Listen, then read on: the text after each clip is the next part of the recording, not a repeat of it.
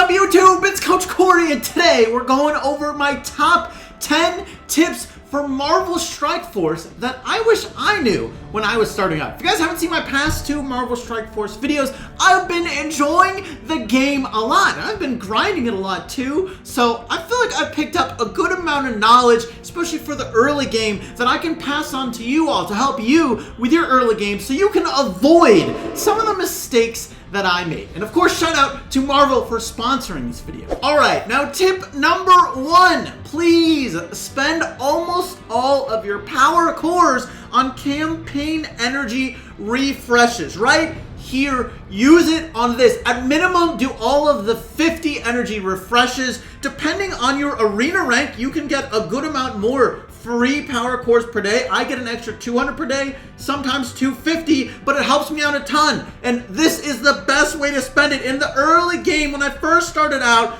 I made some mistakes of spending some of my power cores buying various things in the store. I thought it was a good idea. Oh, I thought, man, I'm gonna get more building material. How cool, I'll get stronger. No, use it on energy refreshes. It is by far the best way, especially in the early game. It'll help you level up faster, get all of your characters stronger faster as well. Tip number 2, please only focus on specific characters. And what I mean by that is only focus on characters that either help you unlock legendaries or are very good. Not just decent, but very good. If they're not unlocking legendaries, they better be really good, because otherwise you're gonna be wasting your time. For example, here is something that I did. I thought Shield Assault was a pretty well-rounded character, and you know what? He's Shield, so he helps me unlock Iron Man. You know, that's cool. That's a legendary. That's pretty good, right? But instead of Shield Trooper, I should have been spending my time and energy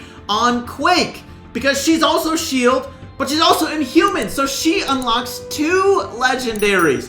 So I gotta double back, and I gotta go back and upgrade Shield to help get Inhumans, which is one of the best teams in the game, and I'm already targeting that legendary with the Asgardians team. So I'm definitely need to go back and get Quake. There are other examples, but if you're not sure what heroes to target, make sure you check out my last Marvel Strike Force video where I went over the best teams for the early game. Tip number 3, know the proper levels to raise heroes to. This is actually low-key a pretty important one. You need to know these certain level requirements. 1, level heroes up to level 25. This is a pretty basic one. It's not too expensive either, and this is good because it allows you to get them to gear tier 4, and it allows you to get their abilities to 3, 2, 2, 1. You'll see in the left here, and that only requires T1 green ability materials. The next level cap you should know is level 45. This only uses up blue ability materials and gets you to 5, 4, 4, 2.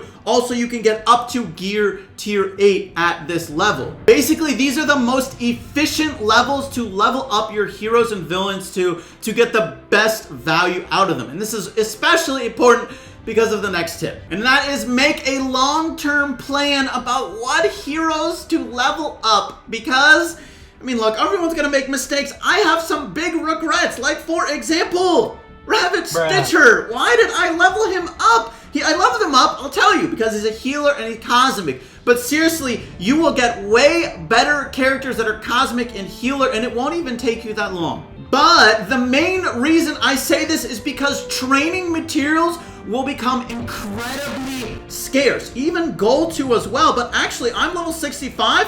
I've run out of training materials. I no longer have enough to get a character from 64 to 65. So this is why you really need to plan out what heroes you want to upgrade. Think long term, because if you're upgrading heroes that end up not being important, like I did, Ravage Stitcher, I wish I didn't upgrade him at all. Mordo's okay, there are some other characters that are okay, like Mercenary Lieutenant, don't totally regret. I do regret America Chavez, I kind of regret Mercenary Soldier. I could have been saving, not, leveling up those characters, and instead leveling up my best characters, which you're going to run out of materials for. And tip number 5 is related, and that's only spend your promotion credits on your best teams, because these also are very scarce and also very very important. When I say best teams, I mean like maybe your top 3 teams. You know, this can slowly expand the longer you play the game. You'll be able to spend more promotion credits.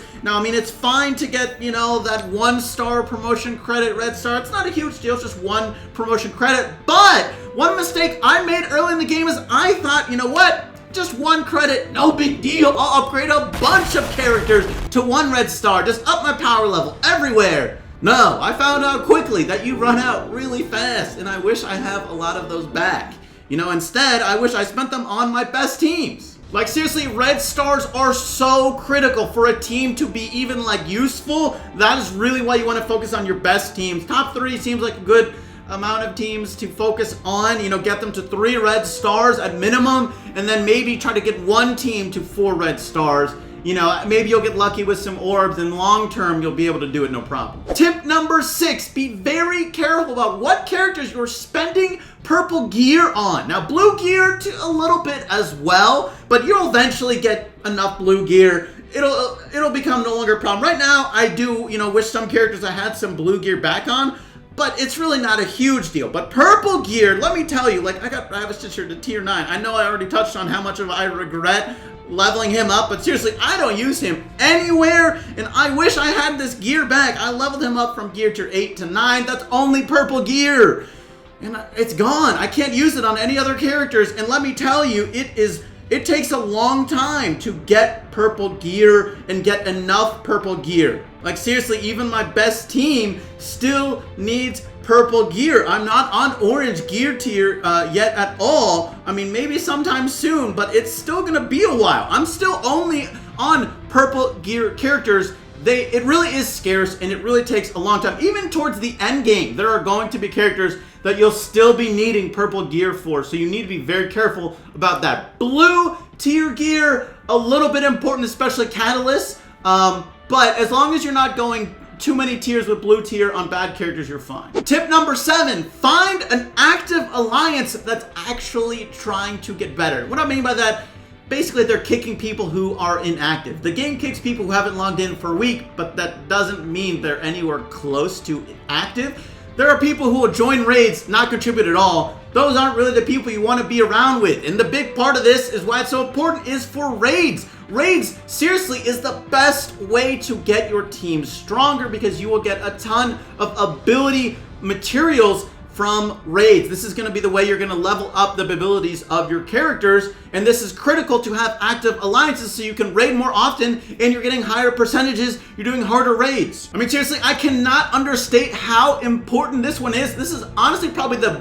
biggest determining factor in how quickly you're going to get stronger, is how active your alliance is in raids, how much they're spending campaign energy to be able to get more raid keys, and how often they're participating in raids and getting higher percentages and allowing you to do tougher raids that give better materials. It's critical. By the way, speaking of alliances, if you want to join my alliance, this is the info. Please only join if you're over level 65 and actually active, though. Otherwise, you'll get kicked. Tip number 8 is also for raids. You can actually save your raid teams at the cost of a little bit of energy. What I mean by this is if you go into a raid and you start failing, your characters start dying, but you know what? You're actually still early on in the raid. You're only a couple hours in. You might have a ton of energy left. You don't necessarily want your best team to be dying that early. You know, you want to save your raid health maybe. What you can do is if you know you're still in that raid match, you can actually close the game, go into pause, turn off Wi-Fi, and restart the game.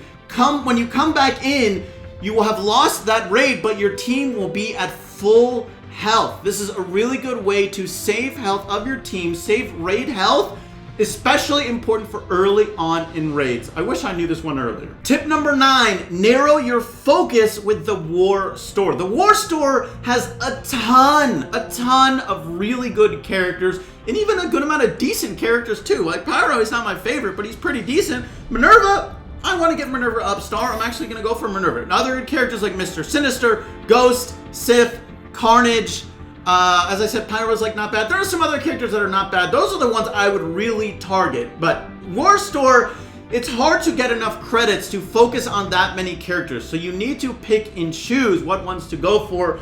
And even as far as spending war credits on gear, I'll tell you what, I do it sometimes, but try to spend most of it on characters until you really start getting those gold stars up. And tip number 10, a lot of you probably know this, but it is a mistake that I made in the early game. That is trying to spend all of your blitz and raid credits only on orbs if you can. What I mean by that is don't spend it in the store here specifically on characters, because it's not as efficient for your blitz credits or your raid credits. You're gonna get much more shards per credit by opening the orbs, and even gold for blitz as well. But seriously, long term, it's way more important. Now, of course, you know what? If you're right next to a challenge and you need that extra star to help unlock something else, yeah, sure, go for it. That's totally fine. But for the most part, try to only open orbs. Now, hey, if you haven't downloaded Marvel Strike Force yet, I definitely recommend doing so, and use the link down below. It does help me out, so thank you for that.